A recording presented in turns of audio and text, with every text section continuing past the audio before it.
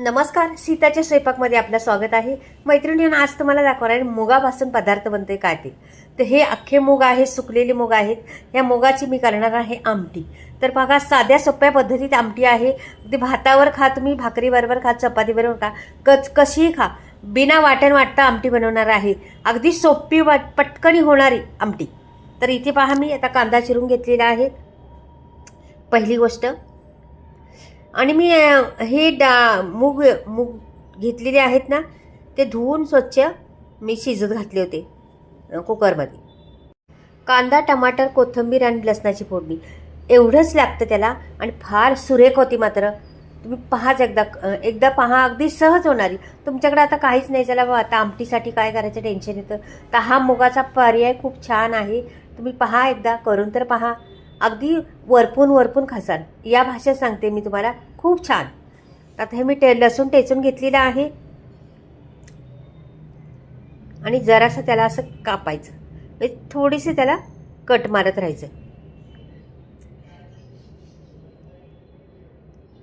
हे कट मारून झालेलं आहे. आपल्या मैत्रिणीनं कसं होतं, आपल्याला प्रत्येक वेळेस टेन्शन येतं, काय भाजी करायची. रोज तेच प्रकार खाऊन कंटाळा येतो. मग काहीतरी वरण करा, वरण भात किंवा एखादी वाटाण्याची आमटी, बटाट्याची आमटी, असं काहीतरी करत राहतो. त्याच्यामुळं कंटाळा येतो आणि रोज वरण खायला बी कंटाळा येतो. मग असं काही थोडं चटपटीत केलं ना तर छान वाटतं. आणि त्याला जास्त काही मेहनत लागत नाही किंवा काय नाही, साध्या सोप्या पद्धतीत आहे हे. तर केले तर हरकत नाही, एकदा करून पहा. तर अगदी ह्या आमट्या अशा असतात ना, तर मोठ्या फंक्शन असली किंवा काय असले, असे लग्न कार्य किंवा पूजा, कोणाची पार्ट्या, कोणाचं काय, आणि हॉटेलमध्ये ह्या मुगाच्या आमट्या भेटतात आणि फार टेस्ट लागते आपल्याला. त्या पंक्तीतल्या जेवणाला किंवा बुफे जेवण असले तिथे आमटी असते अशी थोडीशी घट्ट आणि त्या पद्धतीची असती. तर नक्कीच तुम्ही अशा पद्धतीने एकदा करून पहा, खूप टेस्टी लागते खूप. आणि त्याला हीच पद्धत घालतात हां. मी आता करणार आहे ना तीच सर्व पद्धत, पण आपण आवडीने खातो तिकडे गेल्यावर. मग आपली घरात बनवून पहा एकदा, मस्तच. आणखीन घरचे मसाले आणि घरची चव वेगळीच असते ना मैत्रिणींनो. आवाज माझा थोडा बसला आहे, त्याच्यामुळे प्रॉब्लेम, सॉरी, ऐकायला जरा हे होते, कर्कश वाटतं आवाज.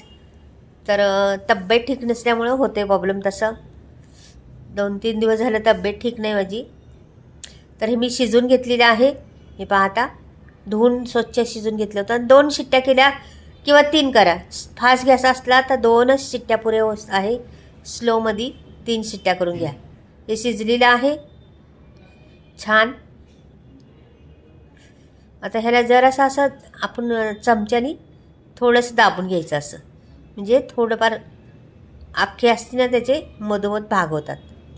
जास्त काही नाही, पूर्ण शिजलेलं आहे ते. हे पहा,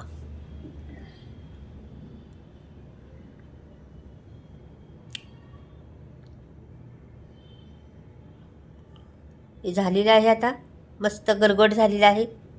आता मी करणार आहे ते ठेवणार आहे भांडं आणि ह्याच्यात फोडणी टाकणार आहे.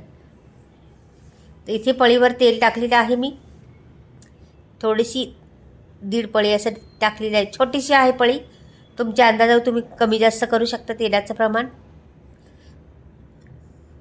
तापून द्यायचं जरा.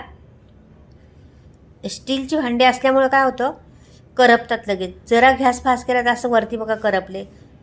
गेल्या वेळेस मी असंच केलेलं, गॅस फास्ट केला तर ते करपलं, तर निघत पण नाही, एवढं करपलं ते.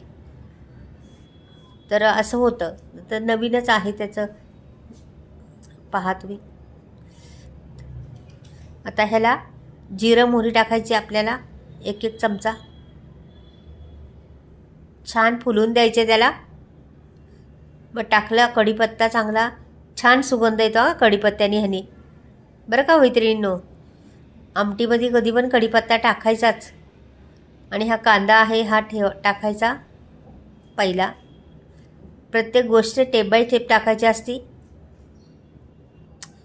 तर कांदा थोडा ट्रान्सपोर्ट झाल्यानंतर आपल्याला दुसरी प्रोसेस करायची आहे. गॅस फास्ट नाही केला मी, स्लोच ठेवला आहे भांड्यामुळं, का की लगेच करपतं भांडं ते, लगेच बाजूला जर जाळ लागला ना.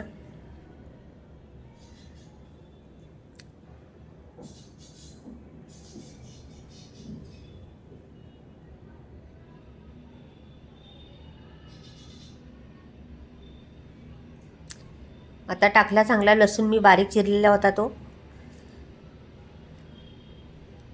आता एक एक जिन्नस टाकत जायचे आपल्याला त्याच्यामध्ये.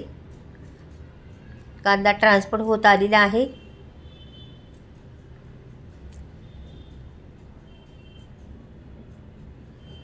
थोडं होऊन द्यायचं अजून, कांद्याचा कच्चापणा असतो ना, तो नाहीसा झाला पाहिजे. टमाटर टाकलं ते पण छान परतून घ्यायचं, मस्त जेवढं परतता येईल तेवढं परतून घ्यायचं.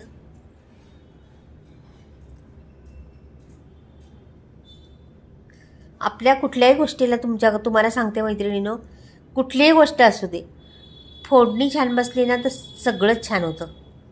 मेन तडक्यावर आहे सर्व. तर कोथिंबीर भरपूर सारी, तुम्हाला माहीतच आहे मला भरपूर कोथिंबीर लागते, पण भरपूर कोथिंबीर घातलेली आहे. छान सुगंध येतो कोथिंबीरीचा. तुम्हाला कमी जास्त करायची असली तर करू शकता. मी तशी चांगली वाटीभर कोथिंबीर घातलेली आहे ह्याच्यामध्ये. छान हलवून घ्यायचं. बघा किती वेळ लागलेला आहे आपल्याला, बराच वेळ लागलेला आहे ना फोडणीसाठी. अगदी स्टेप बाय स्टेप टाकायचं असतं, तरच आपली पदार्थ छान होतो, तरच आपली रेसिपी मस्त बनते. आता इथे ना आपल्याला घ्यायचेत मसाले. आता हे कुठला मसाला, हा मालवणी मसाला 1 चमचा टाकलेला आहे मी. लाल तिखट 1 चमचा टाकलेला आहे. गरम मसाला पाव चमचा टाकलेला आहे. धणे पावडर अर्धा चमचा टाकलेला आहे. आणि राहिले आपले हळद अजून.